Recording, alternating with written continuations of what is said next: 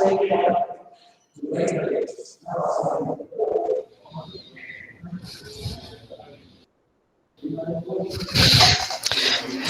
welcome back, all of you. Good afternoon to all participants. So, day two, session three, we are going to start.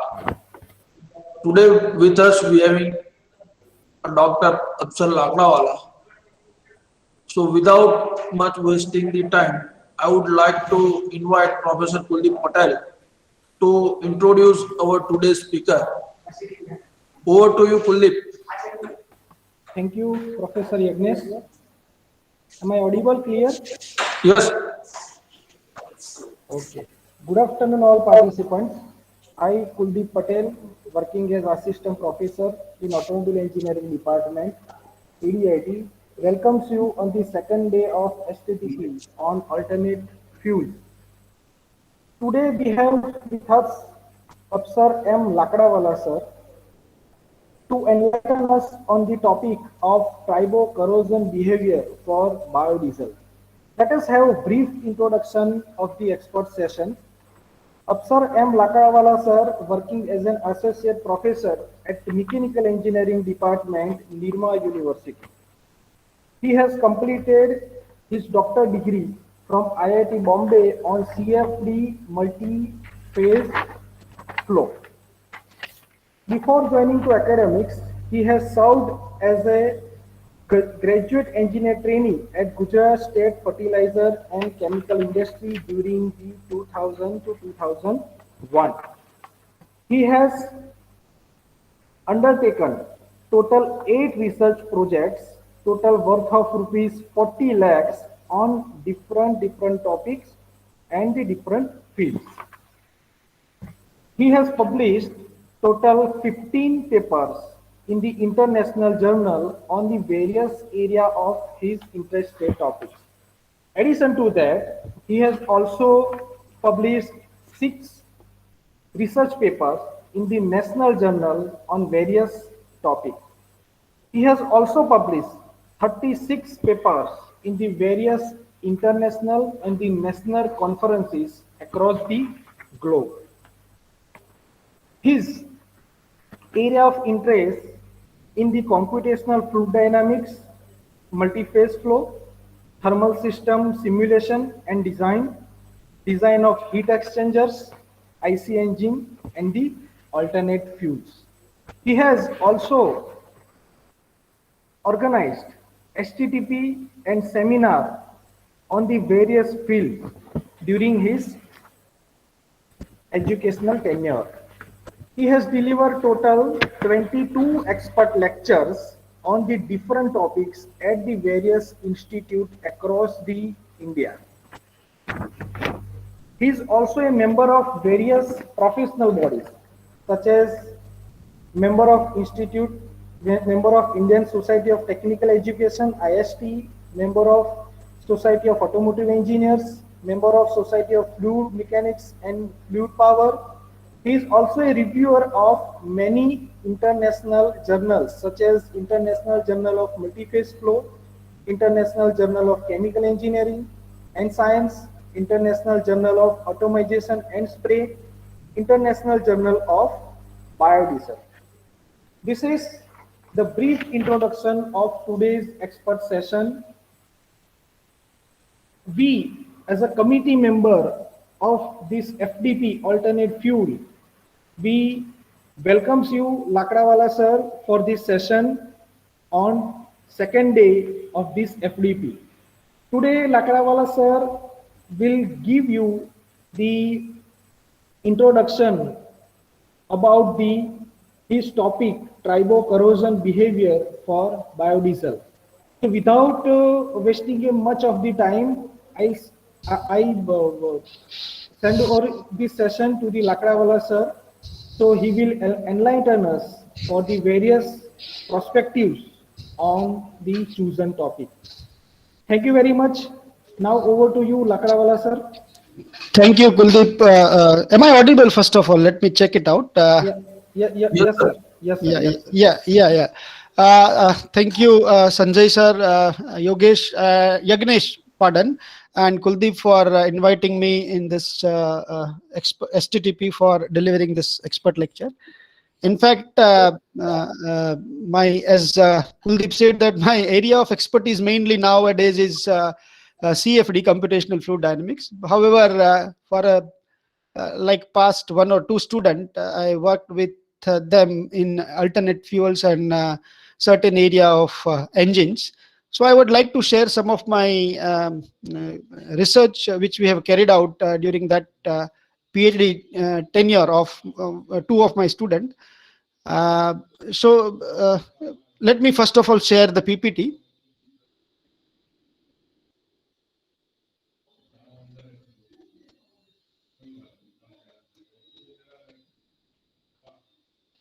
So is the PPT visible? Yes, sir. Yeah, so as Kuldeep told that today's topic is about tribocorrosion behavior of biodiesel. Uh, uh, Many a times the question arises. In fact, if you click nowadays alternate fuels or biodiesel in sciencedirect.com, and then you will find thousands and thousands of articles available in the research or archival literature. So what new we are doing with respect to biodiesel? The question arises, everybody, Tom, Dick and Harry, everybody is now doing something related to other, some emission treatment and something related to performance improvement using biodiesel. And so there is kind of flood of research article related to biodiesel when it comes to engine performance or emission analysis. So we thought that what we knew we can do related to biodiesel. So an idea came from the literature review, an idea came, and then we have executed that idea during the past PhD student Sajan Chaurasia. So majority of the work which I'm going to discuss is the work of one of our PhD students, Sajan Chaurasia. At present, he is working in GIT, Gandhinagar Institute of Technology. So mainly the outline of presentation is like this. I'll just introduce the topic, where actually we stand as far as the literature related to biodiesel is concerned, and what are the avenue where people have not worked much. Then we'll start working related to engine analysis, but then we will start with a very unique case study, which is called selection of biodiesel. Again, if you, as I said, if you search on the net for, or maybe in a sciencedirect.com, as I said that there are ample literature available with a different biodiesel.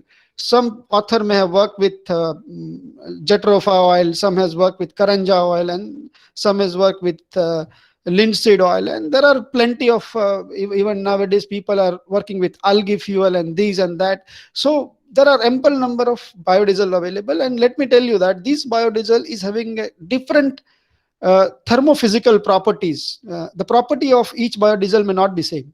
So the question arises, do this thermophysical property or the variation in the thermophysical property affect engine performance, or maybe the life of the engine, or so on and so forth? And the most important part is, how do we select that for a particular application, which biodiesel is best suited? Or if my objective is certain things, how can I select biodiesel if there is a family of biodiesel available with me? Second portion which I'm going to discuss is what is the impact of prolonged use of biodiesel on the engine corrosion, right? Because diesel or gasoline is mainly, this two fossil fuel does not contain any oxygen.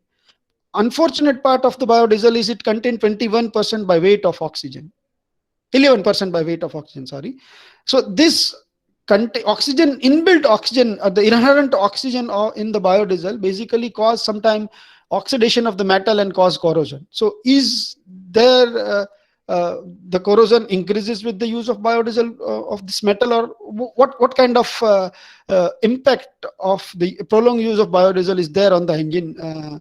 That we wanted to study. So second analysis is basically a static test on the corrosion. The third is basically the wear analysis. In one of our research articles, some of the reviewer has commented, and we worked upon it, and we try to find out something with very fruitful, although the publication is still left, but we are going to publish it soon. So we'll discuss about what is the impact of different biodiesel, because biodiesel is basically having a lubricating property. So on one hand, it basically produces corrosion because of the oxidation or the inbuilt oxygen. On the other hand, it has high amount of fatty acid, and that's why it has a good lubrication property. So can wear of an engine or the sliding surfaces reduces by the use of biodiesel? And third is basically, yes, of course, we are always interested in the life cycle analysis. So what is the impact of the prolonged use of biodiesel on life, whether the engine life increases, decreases, or what happened? And then some of quick review we will do about additives on the performance, and then optimization of the engine operating parameters, and some of the things which we can definitely. So the last two topics are basically, as I said, it's this type of literature is ample available in the archival study. So this additives or maybe optimization of the parameter, it's a technique basically. If the it's not always that the selected biodiesel may be suitable for the engine without any modification. So what we need to do is we need to tune the engine or modify the engine operating parameter so that it can adapt the use of biodiesel. So that's why it's always required to adapt the parameter, and to adapt that parameter, how we can proceed and what are the steps to be followed to adapt that biodiesel to be used in the engine. So the first part is just introducing the topic.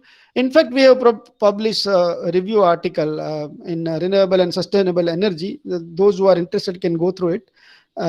So if you, as I said, if you click biodiesel, just biodiesel word in any search engine like Science Direct, then ample number of literature will be available. Mainly, you can classify this literature into various categories. But if you see the overall outcome of all this literature review is that the global climate is changing, environmental pollution, because it's kind of an entropy generation, that by use of the natural resources, we are increasing the entropy of environment. And entropy is always continuously. That is what the third law of thermodynamics says, that the entropy of the universe goes on increasing, and that is exactly happening. That the climate is basically deteriorating day by day, and because of that, in fact, the incidence on the Uttarakhand is the best example of the global climate change. That since last 2 to 3 decades, 2 degrees centigrade temperature has been increased. The atmospheric temperature has been increased by 2 to 3 degrees centigrade in the recent decades. In India, if we talk about India, so what I mean to say is, by global climate changes, it is the fact that the industrial revolution has increased the environmental concern, and that's why we need to identify the alternatives which can produce less environmental pollution compared to the fossil fuel which are presently being used by majority of the automotive sector. So other concern is other analysis which I can tell you is 6.5 million diesel engines are existing in engine farm. This is about the farm only. If I talk about Ahmedabad, in 2008, 1 to 2 lakh of the 2-wheelers and 4-wheelers were available in 2008. And in 2020, only in the 12 year, the number of automobile is something around 14 million, right? So there are many fold increase in the use of automobile. Same is the condition in the farming sector, that they are the stationary engines, right? But anyway, the use of engines, use of alternate fuel goes on increasing, right? Requirement of the emissions, stringent emission of Bharat 6 has been introduced nowadays in the market. So the environmental norms has become stringent, and all automotive companies are facing problem in modifying the engine so that it can meet the stringent environmental requirement. And at the same time, the natural resources are limited. So someday, sooner or later, this natural resources will exhaust. And that's why also, in fact, we are in search of some renewable energy resources. The meaning is it can be produced from the nature itself, and it can mix with the nature itself. So again, the research or this archival literature also says that oxygenated fuel can reduce the emission. Biodiesel or bioadditives are suited for blending it with the diesel. So these are the, as I said, that ample number of literatures are available on somebody has added palm oil and jet oil, the diesel, and then produced that engine performance as improves or emission reduces. Potentiality of the fuel for the long run test is also, some of the author has also tested the potential of the fuel for the long run test. And then engine component, life improvement, as I said, wear and corrosion. So this literature is basically minimal. So if I identified or if I classify this entire literature, then as I said that there are literature on the engine operating parameter, there are literature on a life cycle analysis. The operating parameter means somebody has changed the injection pressure, compression ratio, injection timing. So these are nothing but tuning the engine performance or engine parameter to shoot or to adapt the new fuel with an existing engine. Similarly, people have also studied that what is the impact of prolonged use of a certain fuel on engine wear, lubrication. But then what kind of analysis are required? Right, so this wear analysis or lubrication, I'll mainly concentrate on this wear analysis or lubrication analysis. So this wear analysis, nothing but identifying the reduction in mass or reduction in volume of engine component. Now, that is not that simple, right? Because engine cannot wear within a month or two, right? Prolonged use of the engine may reduce mass in a very minute fraction. So what could be the appropriate method to quantify wear? So there are various analysis in the wear. We can say that we can have a qualitative analysis as well as quantitative analysis. In a qualitative analysis, there are physical visualization by visualizing the things we can analyze, microscopic surface analysis, roughness analysis, right? So these are the visual analysis which we can do. At the same time, there is a quantification, dimensional analysis, weight analysis. By that way, surface roughness analysis. This is a quantification of the wear. We can definitely measure and quantify wear by an exact analysis, right? Similarly, people have used an indirect way to measure wear or corrosion. So that is nothing but a lubricating oil analysis. Ultimately, in a crankcase, the lubricating oil is filled and that lubricates the various component of the engine. So if we measure the quality of a lubricating oil during the life of the engine, and if we analyze that lubricating oil, then also we can quantify the wear of engine. So this quantitative analysis also leads to atomic absorption spectrometry, AAS, and the ferrographic analysis. So a certain test and certain methodologies are required to carry out this analysis. And in fact, we have carried out this analysis to identify what is the wear and corrosion of the engine with a different biodiesel. As I said that from this literature, we have identified that what we are going to study. So we have decided that we are going to study the impact of biodiesels on the wear and corrosion of the various engine component. But then the second question arises, how do we start our experimental metrics, or how do we start our experiment, right? So because the student came up with an idea that, sir, we have 8 biodiesel available in the vicinity of Ahmedabad. In fact, we have all 8 biodiesels available in our laboratory. Now, out of this 8 biodiesel, which biodiesel I should select, or how do I find out that a particular biodiesel is an optimum in a certain objectives compared to other, or how do I find out? Do I need to conduct enormous number of experiment with all these 8 biodiesel, or I need to restrict certain experiment, and from that experiment, certain experiment only, I can say that, okay, no, this biodiesel is not suited for the engine, only this type of biodiesel will be suited for the engine. So is there any methodology? So the first question came into our mind is, how do we select if a family, it's kind of an based example is, it's kind of a problem like if you go to purchase a car, how do you select a car model? Because my objective is my budget should not be more than 8 lakh rupees, or I should only select the sedan car, not the hatchback or SUV. So I am having certain objective in my mind, and based on this objective there are ample number of options available. But then how do I select which option is suitable for my application? So that was a question for us, that how do we select biodiesel if there are 8 biodiesel or 9 biodiesel available? So we have 8 biodiesels in our laboratory: Jatropha, Karanja, palm, rapeseed, linseed, canola, neem, and castor.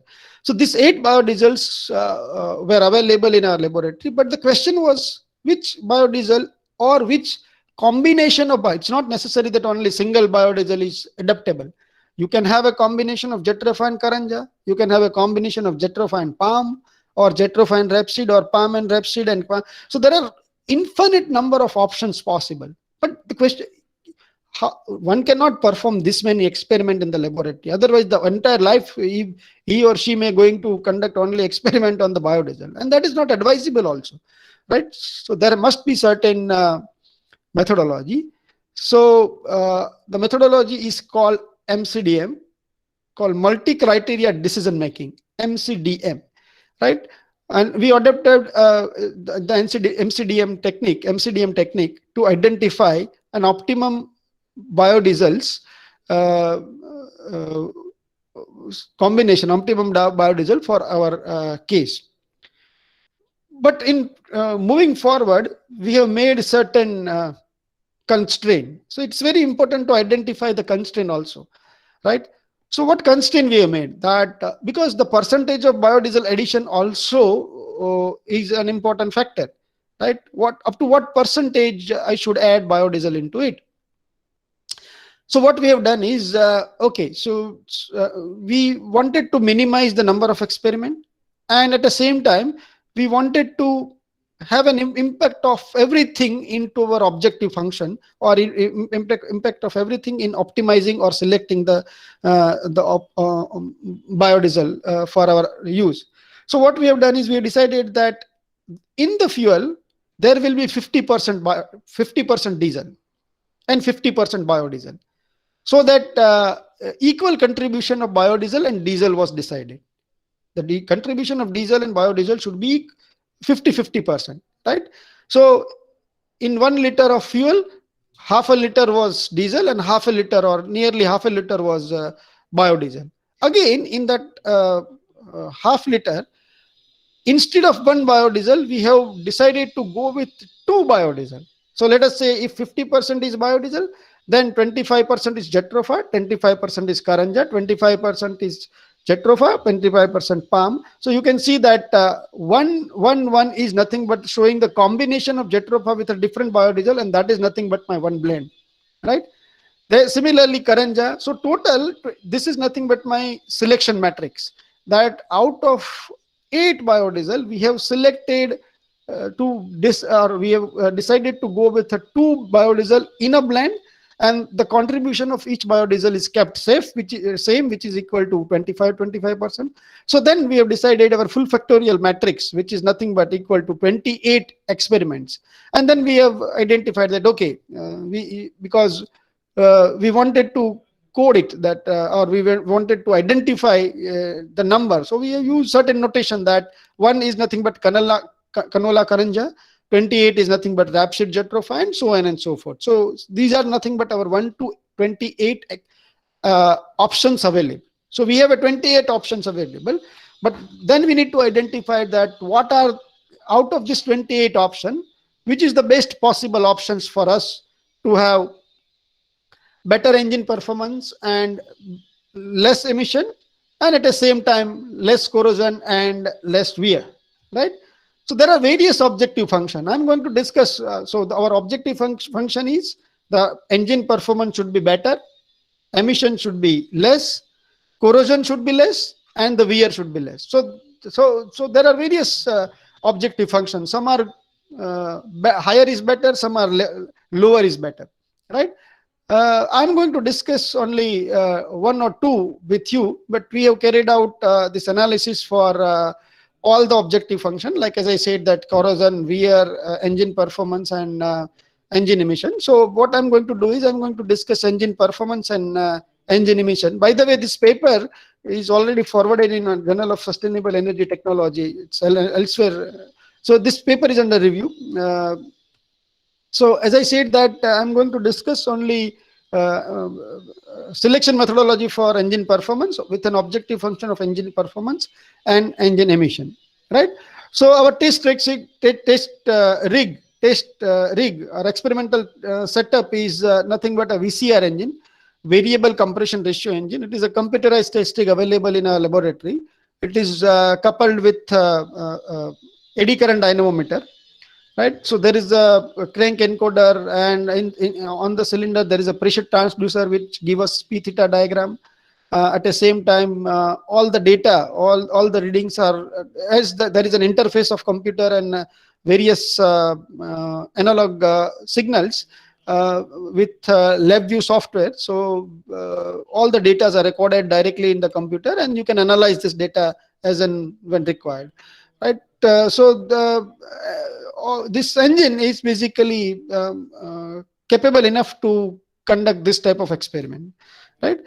So now what we have done is we have carried out 28 experiment, as I said, 28 experiment.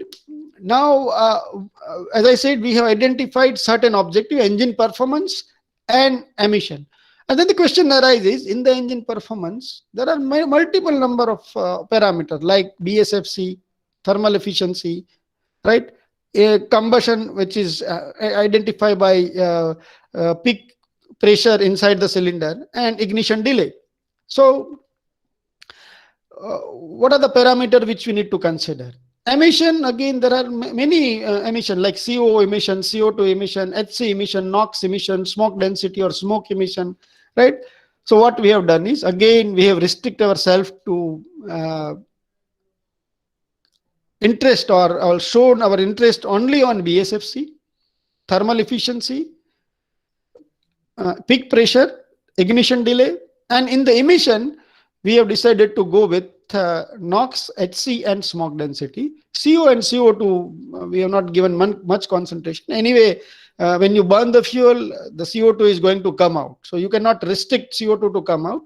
Incomplete combustion, you can restrict so that the CO will be restricted, but at the same time, the important emission from the diesel engine basically, or the CI engine, is basically NOx and HC, and of course smoke. So we have decided to give importance to these three parameters.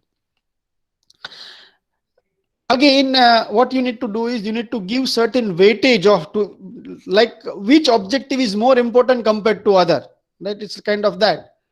But then for us, engine performance as well as engine emission, both are equally important. So then we have given 50% weightage to engine performance and 50% weightage to emission, right? Engine performance is given 50% weightage, and the emission is also given 50% weightage, right? And in the emission, there are three parameters: NOx, HC, and smoke density. So we have given equal importance to each parameter. So that's why you can see that the weighing factor for the NOx is 0.1667 and HC is 0.1667, and smoke density is also 0.1667.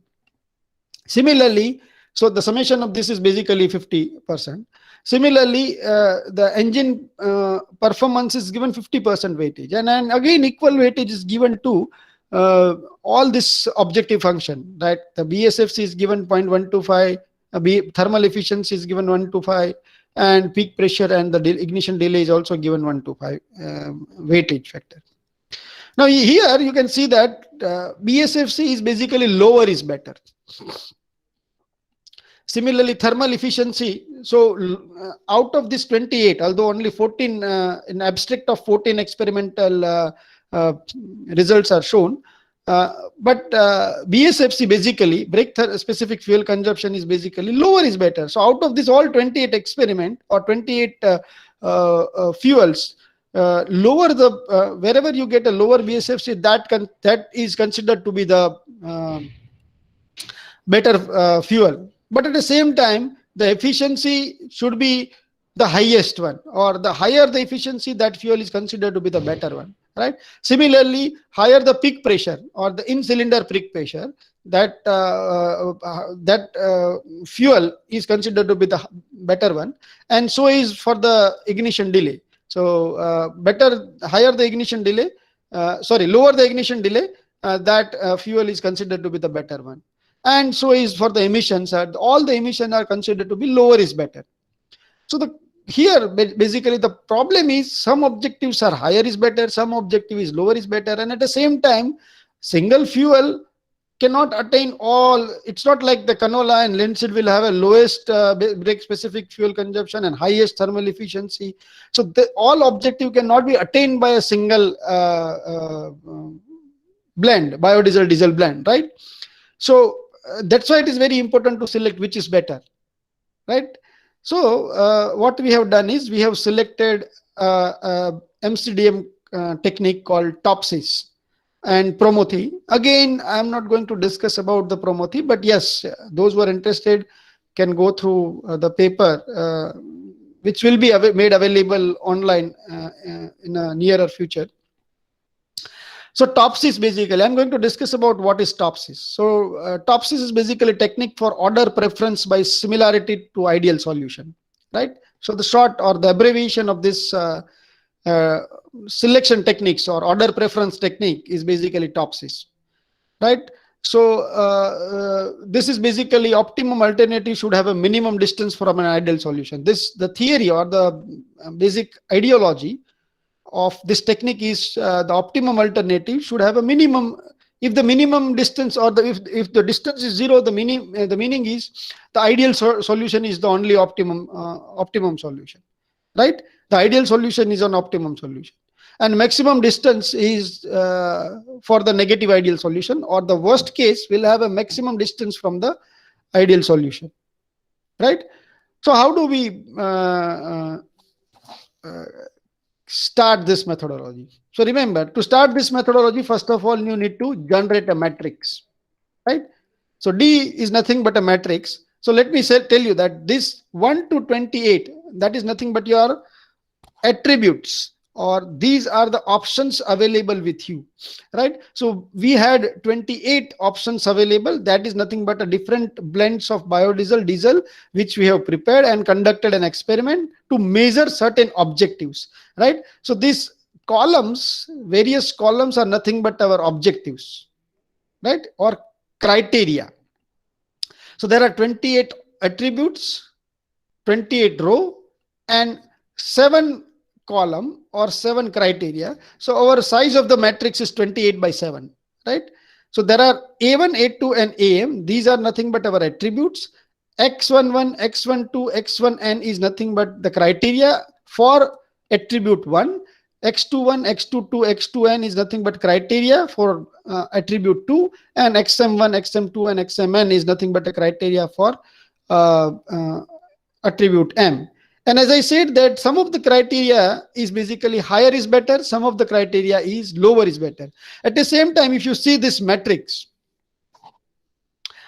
the order of magnitude of each criteria is different. Say for example, BSFC, the unit is kg per kilowatt hour, and you can see that the order of BSFC is 10 power minus 1, matlab 0.2, 0.3, 0.2, 0.29. So it is always of the order of 10 power minus 1, right?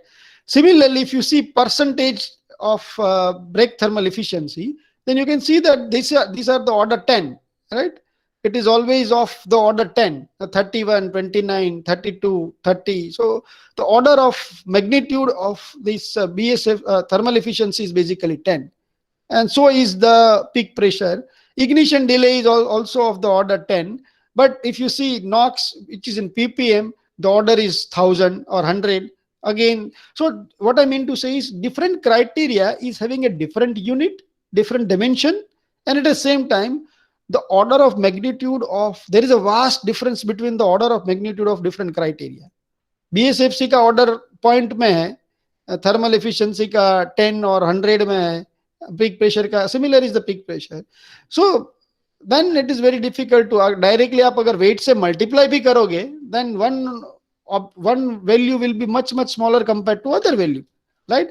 So then the step one is normalize the matrix. You need to normalize, you need to identify each column at a similar magnitude, right? So what we have done is the normalize the decision matrix. Rij is a normalized matrix. So what we have done is we have identified root mean square value of RMS value of each column. So sigma of I is equal to 1 to m xij square. So the meaning is what we have done is in column 1. So let me show you again that decision matrix.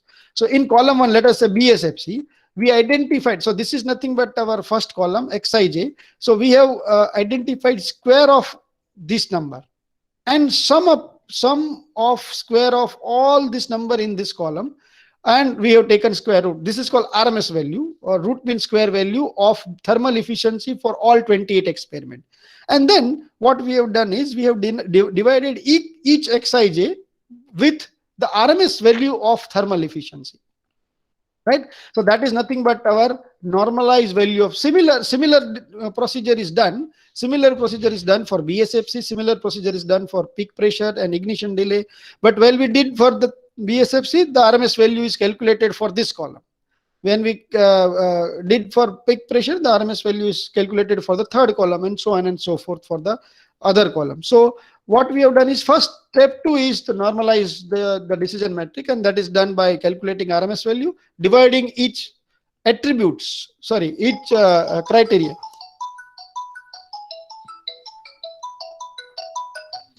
Each criteria. Hello, am I audible? Yes, sir. Yes, sir. Okay. If you have any query in between, you can definitely stop me and ask. Don't bother much, right? So as I said, as I said that the matrix has been normalized, and now if you see the beauty of this, hello, I think someone's mic is on. If you can mute yourself for a while. If you have any question, you can definitely shoot. Otherwise, keep your mic in a mute condition. Yeah, so as I said, when we normalize this matrix, the beauty of this technique is now all the values will be of the same order. It will be varies between 0 to 1, right? BSFC always varies between 0 to 1. Thermal efficiency also start varying between 0 to 1, peak pressure. So everything, all 7 criteria will have a same magnitude, order of magnitude. When we normalize it, the order of magnitude of each columns will become same, which is between 0 to 1. Then now we can use the weightage we have assigned to each criterion, and we can multiply each criteria with the given weightage. Say for example, W1 is nothing but a weightage for BSFC. So the entire column is multiplied by W1. Similarly, W2 is nothing but a weightage for next thermal efficiency column. We have multiplied it with the W2. So R11, R12, R1n is nothing but a normalized value of different criteria for attribute 1. And so on and so forth, right? So once we multiplied, then we have identified the step number 4 is determine ideal negative and ideal negative solution. Now what is that? So for each column we have identified for each column we have identified what is the ideal solution for criteria number 1, which is nothing but a BSFC, let us say. Right? And remember that criteria 1 is higher, lower is better. The meaning is the ideal solution is the lowest value of BSFC is the best value, right? And if the criteria is higher is better, so the highest value of that criteria is better. So as I said that I max in Vij, J is in the order of J. So if higher is better, then the maximum value is better, or if the lower is better, then the minimum value is better. right? Similarly, so maximum value for higher is better, minimum value for lower is better. That is known as an ideal solution, which we've identified A plus. So how many ideal solution we have? We have an ideal solution matrix which is varying from V1 to Vn. How many ideal solution will be there? There will be 7 ideal solution for the 7 criteria. Similarly, there will be a negative ideal solution, or we can say it is a worse solution. You can say that only the maximum is switched with minimum and minimum is switched with maximum. So for higher is better, minimum value, say for example, peak pressure is higher is better. So an attribute which has the lowest peak pressure, that is nothing but the worst solution. So similarly, we will get a matrix which is A minus. This A minus vector, sorry, not matrix, A minus vector is having a 7 value, and that 7 value is basically nothing but for the 7 criteria which we have selected, right? As I said, so then calculate the separation of an ideal and negative ideal solution. So what we have done is, for each, as I said, each column we have ideal solution A plus and negative ideal solution A minus, now which we are indicating with Vj plus and Vj minus. So for each column we have Vj plus, and for each column we have Vj minus, right? And we have identified the distance of each Xij or Vij from the ideal solution and the negative ideal solution. That is called the separation, ideal separation Si plus and the negative ideal separation Si minus. Say for example, if a given BSFC is actually an ideal solution, then the separation distance will be 0 and this distance will be maximum. This distance will be maximum because it is Vij plus is actually Vij, and that's why this distance will be 0 and this distance will be negative. So what we have done is to make it positive. So again, we have identified RMS value of each criteria. So what I mean to say is, for each, so here you can see this. Here you can see this, that this ideal separation is calculated for BSFC, ideal separation is calculated for thermal efficiency as far as attribute 1 is concerned. Ideal separation is calculated for all these 7 criteria. We have add this, square this separation, add this and find out the RMS value of this 7 criteria, right? So that has been shown over here. So Si plus is basically an ideal separation for criteria, attribute 1, attribute 2 and attribute 3 and so on and so forth, right? And Si minus is nothing but an ideal negative ideal separations for attribute 1 to M. And then we have identified the relative closeness coefficient to the ideal solution, which is denoted by Si minus. So now we have a single column matrix, right? So this Si plus and Si minus will, what will be the size of this vector? It will be a 28 value. It's a column matrix or the column vector, Si plus and Si minus. So then we have identified Ci plus or Ci star, which is nothing but a relative closeness coefficient to the ideal solution. So it is Si minus divided by Si plus upon Si minus. So this Ci star, if it is equal to 1, that is basically the most ideal solution. That is nothing but A plus. And Ci star is equal to 0. That is nothing but a most negative ideal solution, or that is nothing but Ai minus. And based on, and Ci star always varies between 0 to 1. So if Ci star, now we have Ci star value for all our 28 attributes, right? Ci star is, suppose higher the Ci star, better is the result based on all the criteria which we have selected. We have selected, at present I showed you 7 criteria, that is BSFC, thermal efficiency, thermal efficiency, peak pressure, delay period, and emissions, NOx, SOx, and soot emission, right? So all this, based on all these objectives or criteria, we have selected which one is our optimum blend, or which blend should be used. Now remember that this methodology is followed for the corrosion, is also followed for the wear, but I'm not showing But as I said that the similar methodology is followed for the corrosion, similar methodology is followed for the wear, and then we have identified that which is the best biodiesel blend for application in our engine.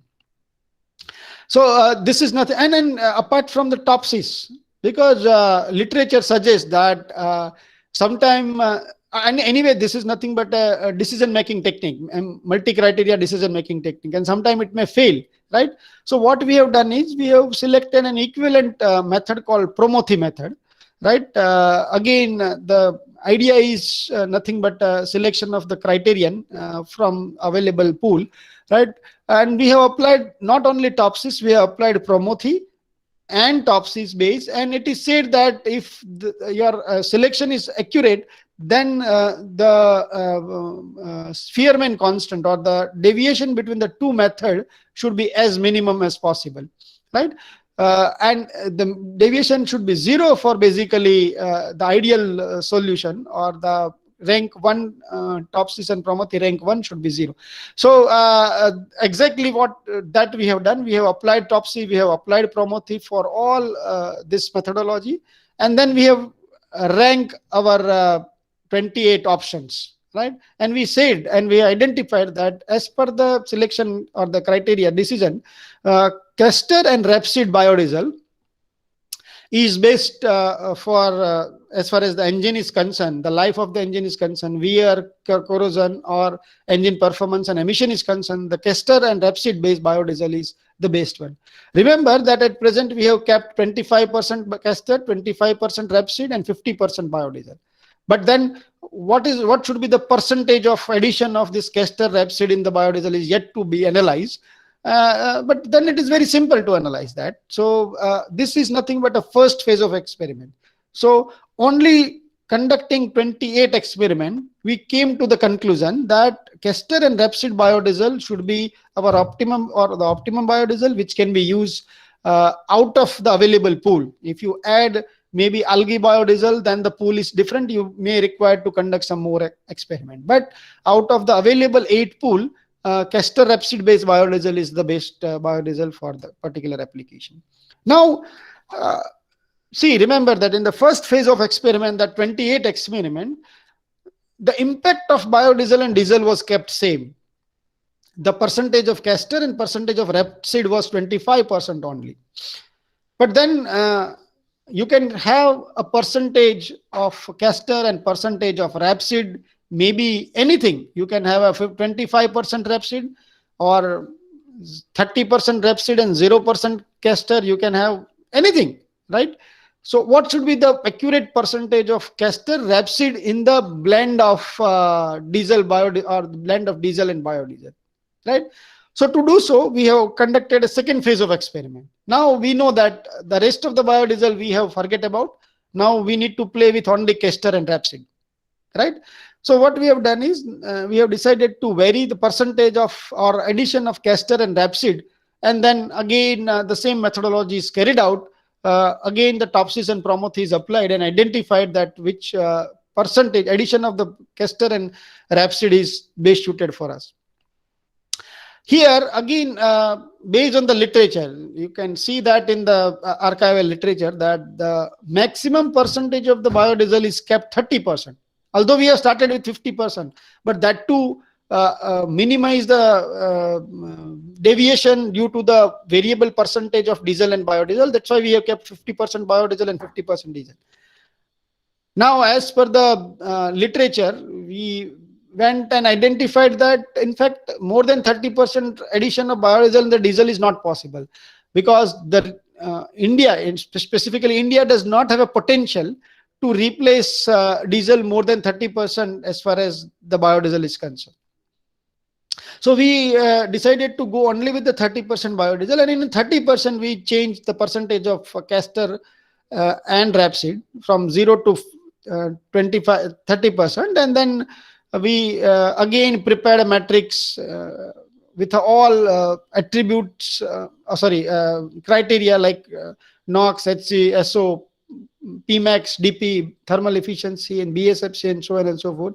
And then we decided that in fact I forgotten to highlight, but 15% castor, 15% rapeseed, 70% diesel blend is the most optimum blend. 15% castor, 15% Ca, 15% R, and 70% D. So 70D, 15 Ca, 15 R blend is our optimum blend as far as engine performance, emission, combustion, and corrosion and wear is concerned. We also discuss about why in fact the castor and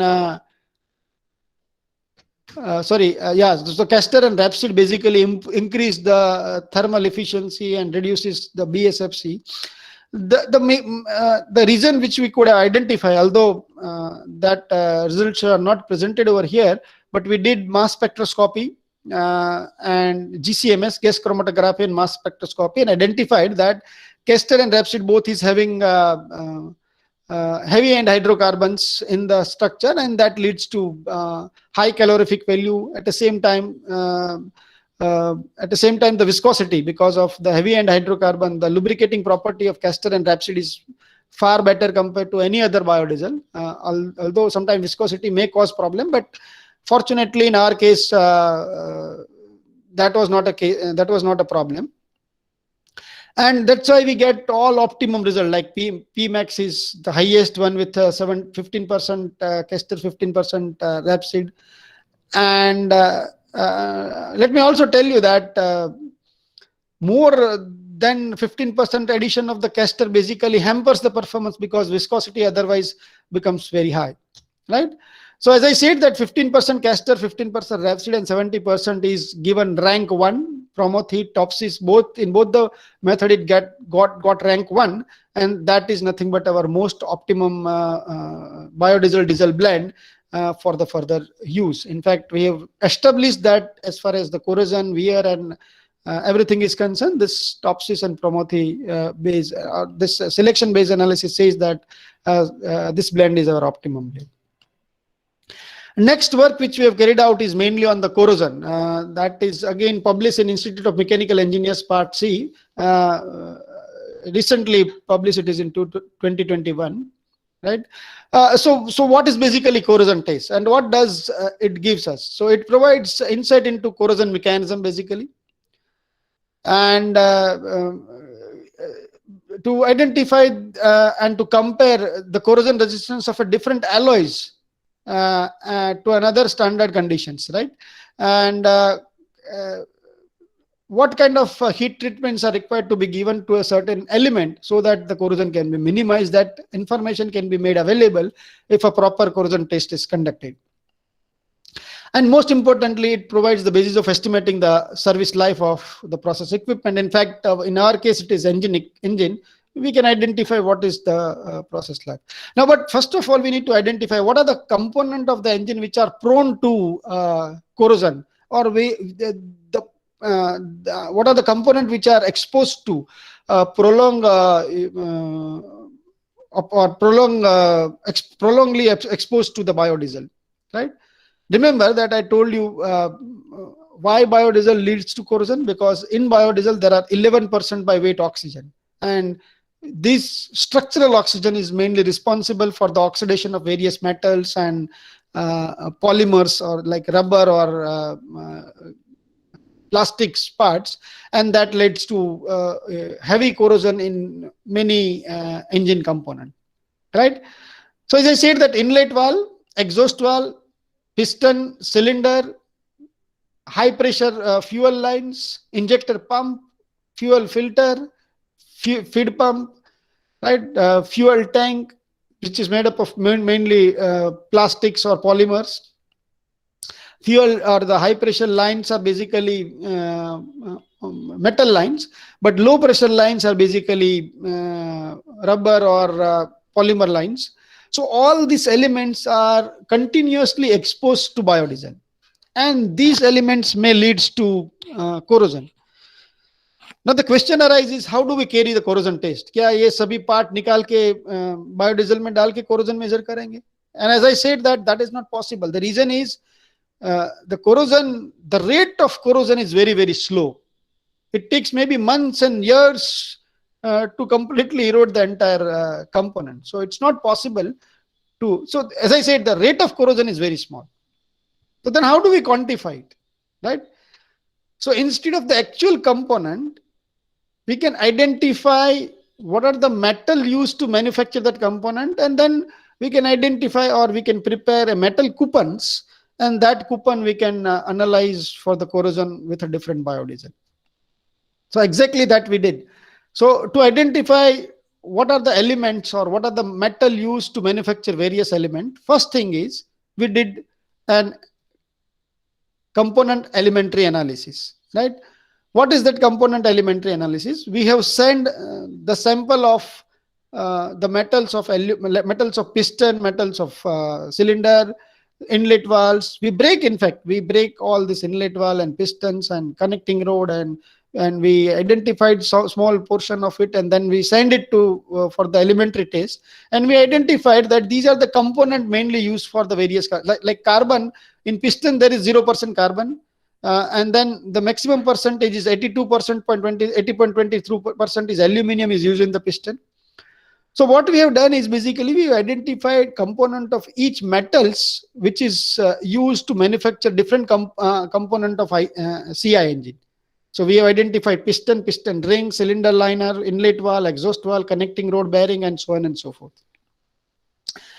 Now, thus, we have identified, or we have come to the conclusion that iron, bronze, brass, copper, and aluminum, these are the main metal which is used in various component of the engine, right? So instead of an actual engine part, what we have done is let us try to identify, or let us do some corrosion test on this metal only.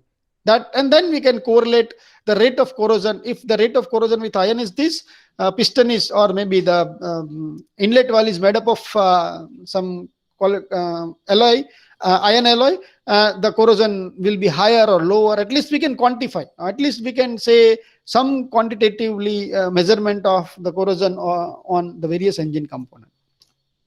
So how do we carry out this? We have taken 8 biodiesel, as I said, all 8 biodiesel.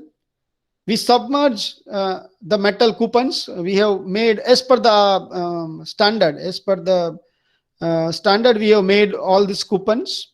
The diameter and the thickness of the coupon is as per the standard we have selected, and then this coupon is submerged in the different biodiesel for 150 days.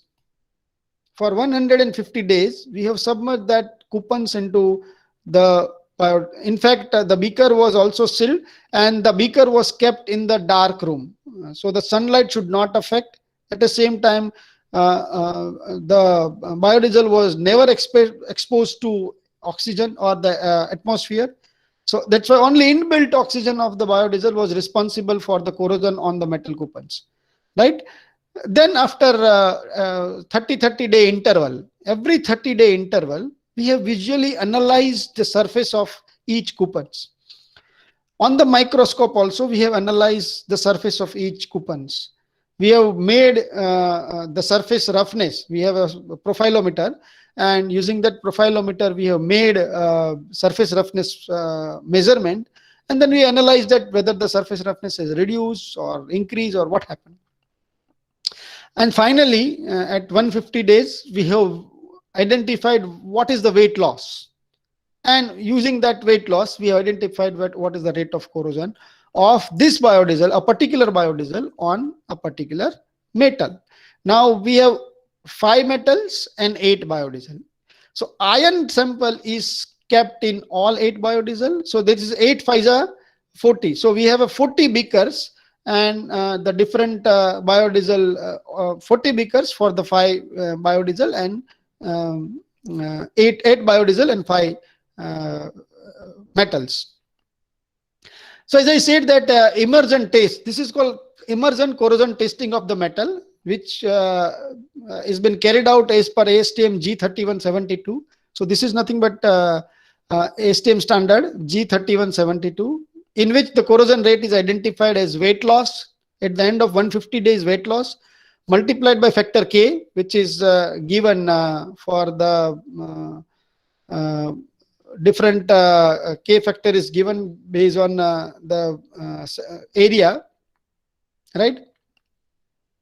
Alloy density, because the coupons are made up of different alloys, which is aluminum, brass, copper, and so on and so forth. Multiplied by exposed area, as I said that the coupons are made up of a definite size. The area was decided based on the ASTM G3172. So wherein the size of the coupon is also specified, multiplied by time in hours. So we have carried out this experiment for 150 days. So the time is 150 into 24, right?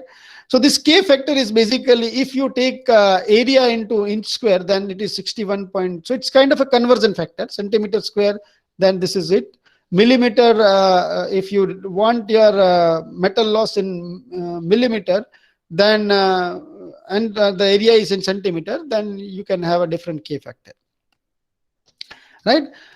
Every time, like after 150 day, when we go for this measurement test, weight measurement test, at that point of time, we need to, in fact, during before the start of experiment and at the end of experiment, both the time, we need to clean this samples or the coupons, metal coupons, and there are prescribed methodology as per ASTM G190 that the surface has to be clean using phosphoric acid, and then reagent water is used and nitric acid is used, and then all the entire surface should be properly cleaned. So this cleaning, preparing, cleaning and methodology is used as per the, again, ASTM G119 standard. All the samples, you can see that aluminum samples are cleaned as per the standard or prescribed methodology given for in ASTM G91. Similarly, copper and copper alloys, iron and steel. So all this data is available in ASTM G119, wherein the methodology is prescribed and the same methodology is followed. After 150 days, you need to identify. When you see that sample on the microscope, you can say that some type of corrosion is there, but then you need to quantify, you need to identify the type of corrosion, or what is the type of corrosion actually is basically happen. So there are various types of corrosion: pitting corrosion, de-alloying, and so there are various corrosion. The definition of that corrosion and the quantification to quantify type of corrosion, basically identification methodology is basically ASTM G4694, right? So it's basically a standard guide for examining, evaluation and pitting corrosion. Samples are clean as per this method. In fact, this says basically give us a guidance to identify types of corrosion, right? So as I said that the metal is exposed to various biodiesel, you can see that the different beakers are used for the different biodiesel. At the same time, these beakers are sealed, completely sealed from the top, and these beakers are kept in dark room so that the sunlight should not affect the sunlight could not create any chemical reaction inside the biodiesel. Right. At the same time, as I said, the oxygen to the biodiesel were never exposed to atmosphere, right? So first is basically visual inspection. As I said that this first row is basically 0th day, right? And so before starting the experiment, this for the brass. So basically the coins are similar photograph we have taken for all metals, but to show you just a brass sample is shown over here. So as I said that after every 30 days, 30 days, 60 days, so till 150 days in fact. So after every 30 days we have taken photograph of this, and you can see the change in color of a brass metal coupons when it is submerged into the biodiesel. You can see that the neem is the metal. The copper coupons are nearly become black, and at the same time you can see a corrosion happening on the surface of the metal coils, right? The horizontal line is basically different fuel. So the brass is kept in Jatropha, and the vertical line is basically, or the rows is basically number of days. So you can see this, that the number of days are increasing from 0, 30, 60, and 150 days, and the rate of corrosion on the different fuel and different different days are identified for the brass metal. Similar figure, in fact, we have visually analyzed. This is kind of visual inspection. It does not quantify wear, but at least it can give you an idea that in what case the corrosion is more, or what case the pitting corrosion is taking place, or in what case the surface become completely rough and it's kind of a visual inspection. Nothing is qualitative measurement. No quantification is possible with this. Right. Then we also measured scanning electron microscopic image. SEM image we have measured. So that give you an example of a diesel comparison of diesel, Jatropha, Karanja, and Rapsid. So you can see this, that at a particular point, the pitting and de-alloying corrosion is shown, where you can see that the metal has been removed. So these are the different photographs taken for the diesel, Jatropha, Karanja, and Rapsid. So we in-depth analyzed all this photograph and identified that in the Karanja, basically, the corrosion is maximum. Karanja is the worst fuel for as far as the corrosion is concerned. Rapsid and Castor is again found to be the best fuel as far as the corrosion, and the wear is coming later, but as far as the corrosion and wear is concerned. As I said that we have a profilometer and we have measure, quantification, ASTM standard gives quantification to the corrosion. But to corroborate that the corrosion is maximum, we had to measure so many things. That, as I said, SEM image we have taken. Roughness of the surface is also measured. The roughness is basically quantified by RA, RQ, and RZ value. RA is basically an average value. RQ is basically root mean square value. And RZ is nothing but a maximum, absolute maximum value of the corrosion, right? And again, that is plotted for different metals and with a different corrosion. So you can see that the horizontal axis is 1 to 9, where 1 indicates Jatropha and 9 indicate diesel. The color basically is indicates a various value of the roughness parameter, which is RA, RQ, and RZ. And this different figure is for bronze, iron, brass, aluminum, and copper. So again, you can see that here again a slight quantification is observed, right? And again, you can see this, that number 5 fuel, which is having nearly in all case, in this case also the number 5 fuel is having a highest corrosion. Here also number 5 fuel is having a highest corrosion. So Karanja is basically, that is how we have quantified. In fact, we have used Topsy and Pramothi using all this parameter, and again identified that Karanja is the worst fuel. Karanja and Jatropha is the worst fuel, and in fact Castor and Rapsid is the best fuel as far as the corrosion is concerned. The next parameter for the corrosion which we have used is weight loss. Ultimately, the corrosion can do oxidation, and that surface has to be removed, or surface will be removed, and because of that the weight loss will be there. So again, the initial weight before starting the experiment, each coin were accurately measured, right? And then after 150 days of experiment, and after cleaning the coin as per the methodology prescribed by ASTM, we measured the weight of each coin and found that again Karanja is basically having a maximum weight loss. The corrosion obtained with the Karanja oil is the highest one. And finally, as per the ASTM, we also measure the corrosion rates in mils per year. You can see this, the diesel is having a highest corrosion rate, but then as I said, diesel, anyway we want to replace diesel. So after diesel, basically the Karanja is having a highest corrosion rate. Karanja and Jatropha was the culprit, while again in this case, the Castor and Rapsid is found to be the optimum blend, right?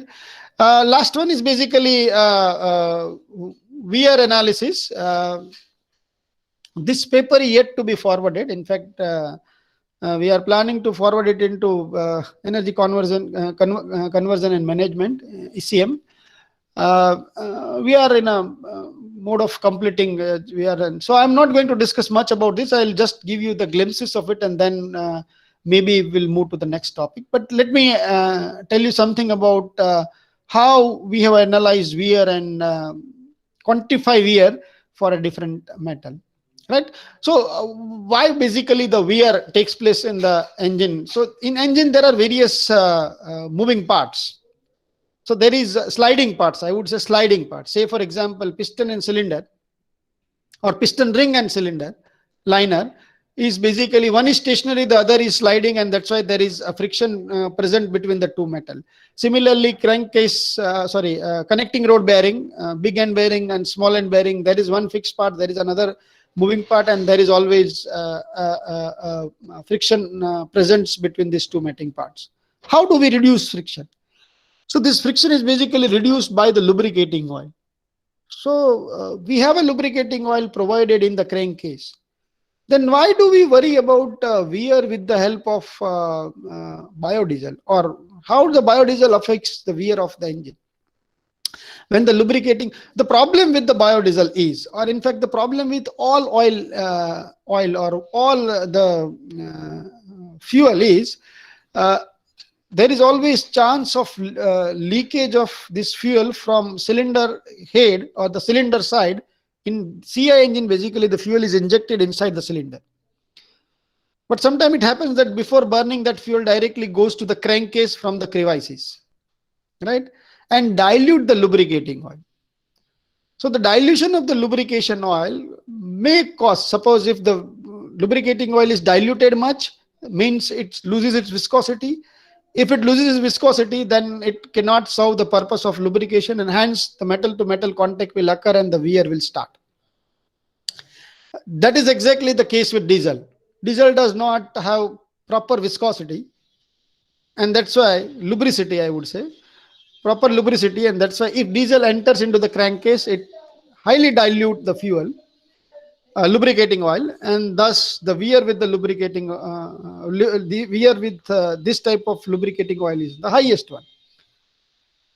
There is a fortunate, or there is an advantage of biodiesel, because biodiesel is having a higher kinematic viscosity. The lubricating property of biodiesel is much better compared to diesel, and that's why if it dilute the lubricating oil, in fact the dilution is not impressive, and hence in fact because of the lubricating property of biodiesel, the wear of the engine component is much less compared to the diesel. But then we need to quantify it. This is our hypothesis, and we need to corroborate this hypothesis by an actual measurement. So what we have done is, so we have a pin on disc setup, again ASTM G9995A, right? So this is a standard setup. Worldwide people are using this setup, pin on disc setup or 4-ball test setup for measurement of the coefficient of friction or the wear analysis. Now what does this method do, or how does it measure? So we have a disc, maybe an EN disc, hard material disc, right?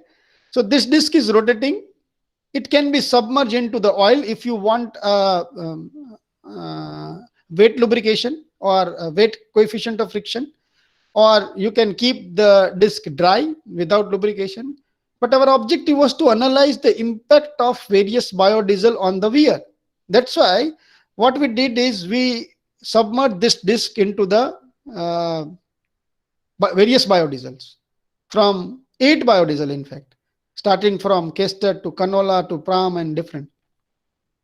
So this disc is rotating at a different RPM. At the same time, it is submerged in the different biodiesel. Now there is a pin. So this pin, basically, this pin, you can see that this pin is provided.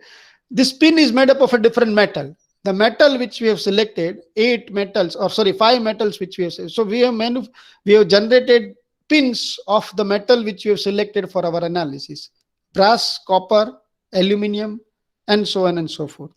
This metal pin is given load on it based on so there is a pneumatic arrangement provided, and this pneumatic arrangement exert an exact normal load onto the spin. Now, how do we decide this load? The maximum load in the engine is the maximum in cylinder pressure 60 bar, right? So based on the engine operating condition, we have identified that what should be the load onto the spin, and the spin is stationary. The disc is rotating under a lubricating condition provided by the biodiesel, right? And then we have measured coefficient of friction because the normal load is available, right? There is a load cell provided which measures the tangential load. So the tangential load is basically normal load into coefficient of friction. So simple friction equation is used, and basically based on that friction equation, the coefficient of friction is identified. At the same time, the wear is also identified based on the reduction of the mass of the pin or a particular metal, right? The speed of the disc is also selected based on, because there are sliding members. Piston and cylinder is a sliding member. Connecting rod and crankshaft is a sliding member or the rotating member. So what should be the velocity of this disc? So this velocity of disc is decided based on the engine RPM and the piston speed, right? So as I said that mass loss is nothing but direct measurement by the precision balance. So as I said, there is a precision balance provided which measures the mass loss, calculated from the volume loss to know the density of material. So mass loss can also be calculated based on the volume loss. Kitna volume loss hua multiplied by the density of that metal is nothing but mass loss. Volume loss directly profilometer, surface profilometer, and that microscopic techniques are available in the setup itself, and that is basically measure the volume loss. Linear measurement, profilometry, microscopy, and other dimension measurement technique is used in the basically. You can see that the lubricating oil is provided when the piston or when the disc is rotating. So this is what is called pin on disc wear measurement setup, and very like highly accurate DUCOM setup is available with us. So as I said that we have a 5 metal: aluminum, brass, bronze, copper, and iron. Now the idea is on the same disc, what we have done is we have identified, in fact, we identify the piston velocity, linear velocity of the piston, which is nothing but twice into L into N. L is nothing but a stroke length. So we have identified that the piston velocity is 5.5 meter per second. So to keep this, so all our wear measurement should be at a piston speed of 5.5 meter per second.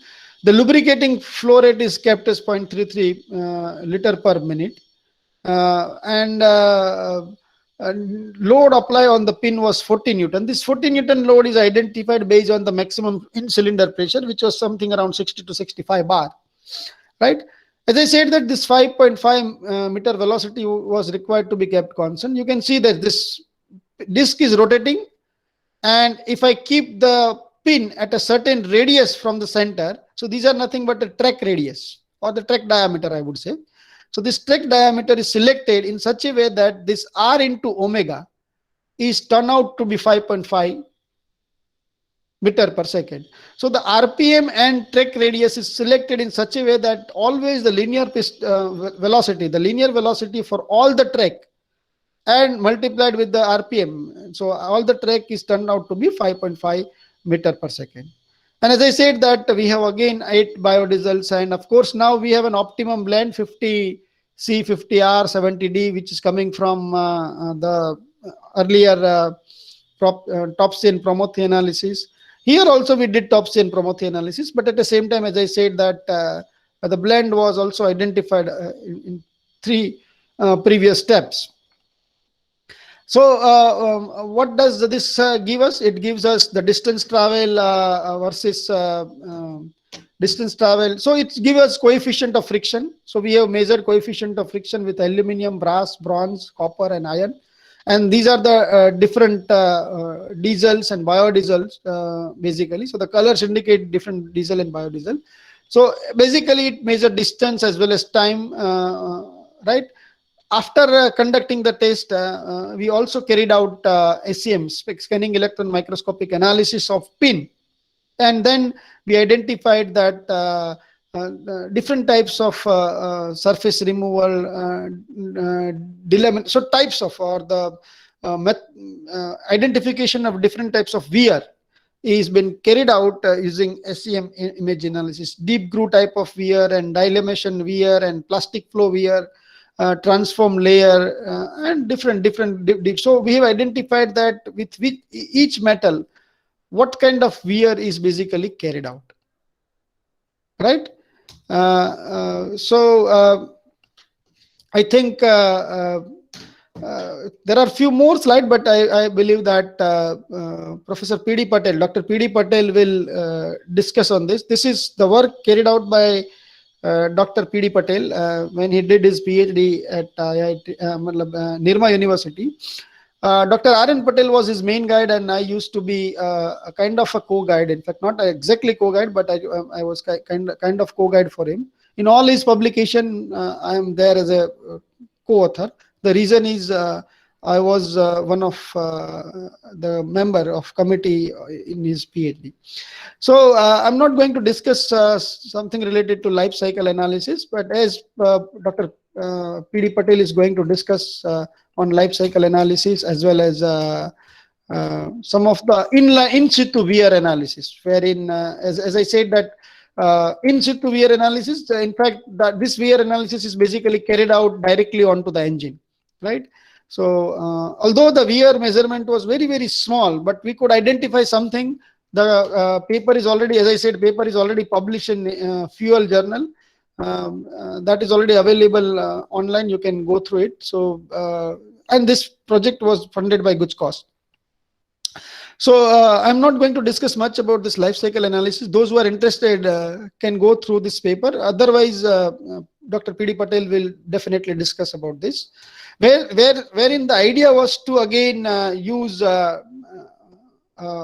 optimum biodiesel and then carry out a long engine test, which is basically 512 hours. So we run the engine continuously for 512 hours, and then we measured various measure the weight loss and dimension loss of a various component. And then we, using that weight loss and dimension loss, we identify the rate of wear. So these are nothing but a microscopic image or surface roughness analysis of a various component. So piston top, in fact, a particular slot is identified there. Every time the surface roughness was measured. These are nothing but atomic absorption spectroscopy analysis of various metals, copper. So the lubricating oil analysis. So lubricating oil is taken after every 128-hour of interval, and that is basically sent for AS analysis. And we identified that in lubricating oil, the sample collected is having lead, cobalt, magnesium, and remember the elementary analysis. And from this, we have identified that what component, it's basically an indirect measurement of the wear. The ferrographic analysis is also done. Lubricating oil is sent onto the microscope, and then we identified what is the maximum size of debris which we have collected and what are the shape of this debris, right?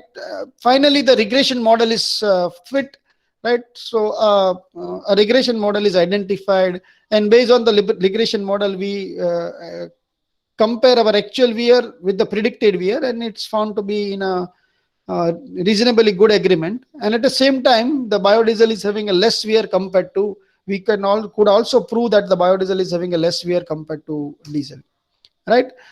So I think I'll stop here. Otherwise, I'll go on speaking for maybe half an hour more. Rather, I would restrict myself to this. Additives and the performance will be discussed by P.D. Patel. If you have any question, shoot back. I would happy to address that.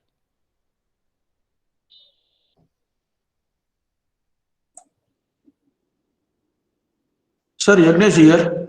Yeah, Yagresh. There are a few questions already mentioned in the chat box, sir. Let me go through the chat box. Yeah, actually, I was in a. So yeah, Ashok Uh, Parmar.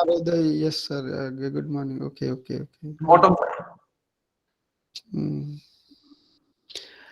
Can we use coconut oil blend with the diesel in the diesel engine? See, I have talk about biodiesel, not about vegetable oil, right?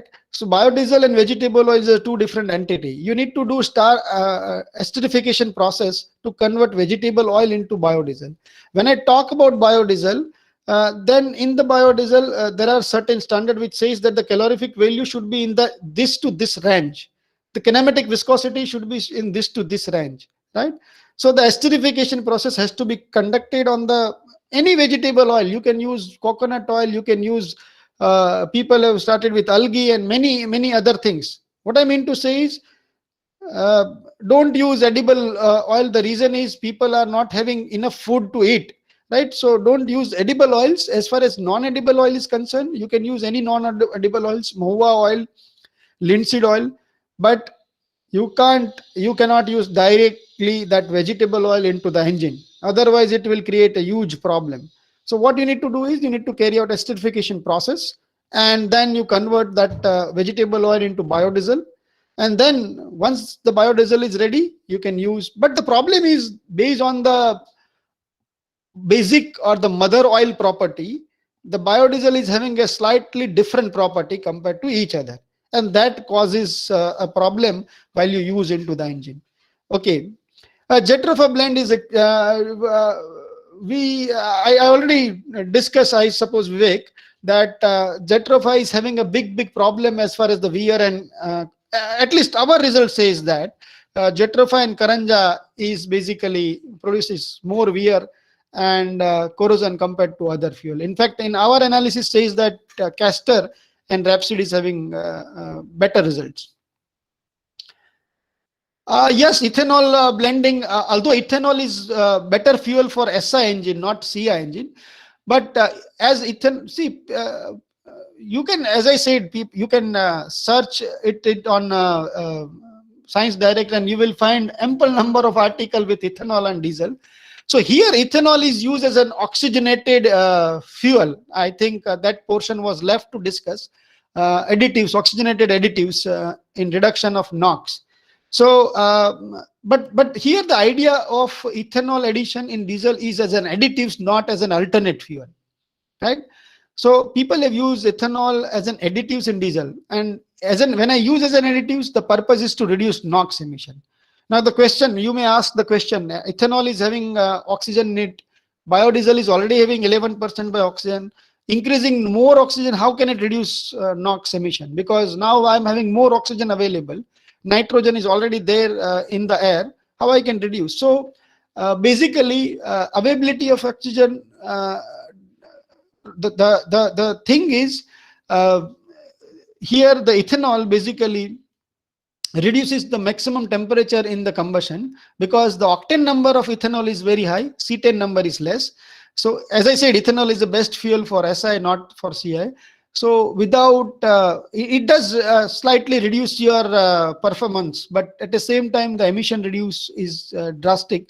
That's why people claim that ethanol can be added in diesel to reduce NOx. But no, to improve the performance, you should not use ethanol into the diesel engine at least. But ethanol is a good fuel for SI engine.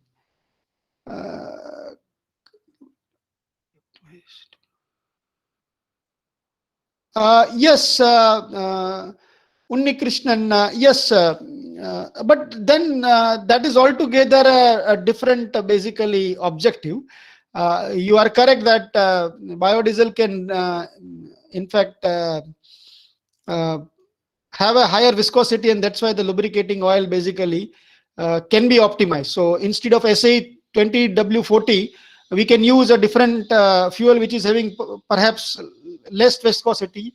We can, yeah, you are correct. But as I said, that is altogether a different objective. Our objective was, in fact, in all this research article, our objective was to not to modify the existing engine much. right? Without much modification in the existing engine, how we can increase adaptability of the biodiesel with the existing engine. Yeah.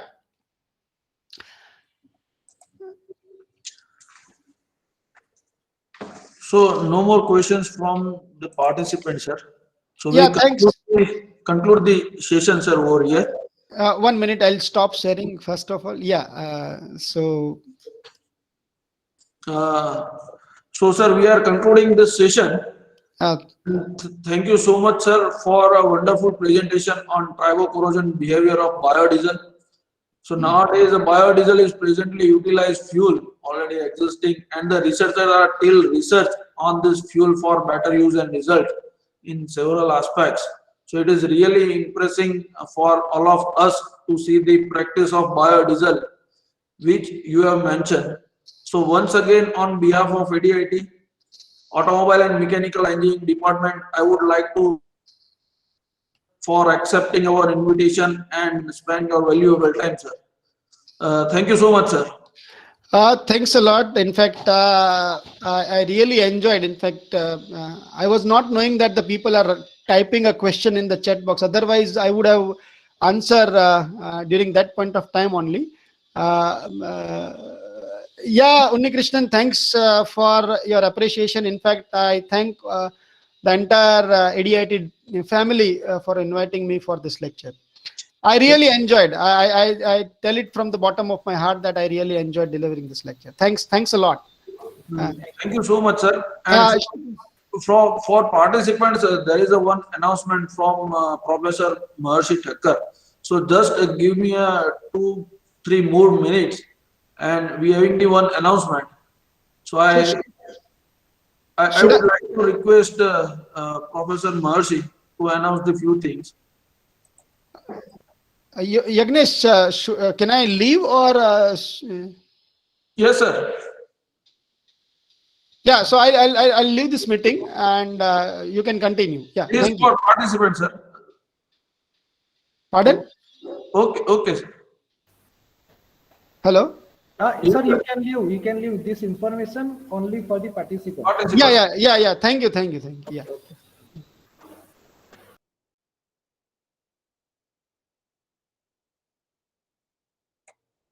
Good evening to all the respected faculty members who have participated in this Atal FDP. I, Professor Maharshi Thakkar from Mechanical Engineering Department of A.D. Patel Institute of Technology. We have actually organized one short-term training program from 1st to 5th March.